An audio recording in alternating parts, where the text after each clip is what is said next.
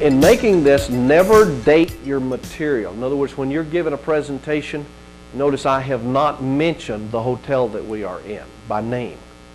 Why? Because I don't want people to know. I mean, if they buy my home study materials, where I was when it has no difference. I do not mention the year that I'm doing this. I don't mention dates, because you don't date your material. I won't talk about political events. I won't talk about the news of the day, because that will date your material. So you understand what my definition of dating your material is.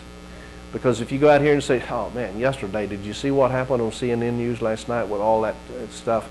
I see, when you start telling that, they'll know when in time you did this thing. You say, wait a minute, I paid you top dollar. You recorded that stuff 15 years ago.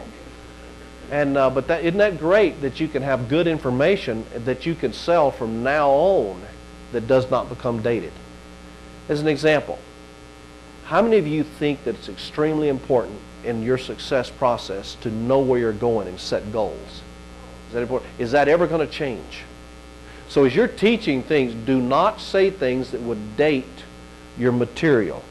Now, your material should be sold by you.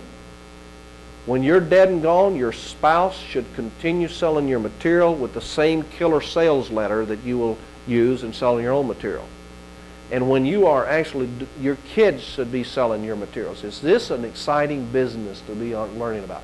Now, I'm spending a lot of time on product development because I do not believe you ought to be a brain surgeon type mentality. A brain surgeon, what happens if he loses a hand? I mean, he is out of business. I don't want you to be a speaker that when something happens to your voice, you are out of business. And by the way, when you die, do you lose your voice? You are dead. Okay. You need to develop product so that when you're gone, your spouse just picks right up. You got a machine going here that you are selling product. Right now in this training, I'm talking about developing the product that you're going to sell over and over again. You would not date it.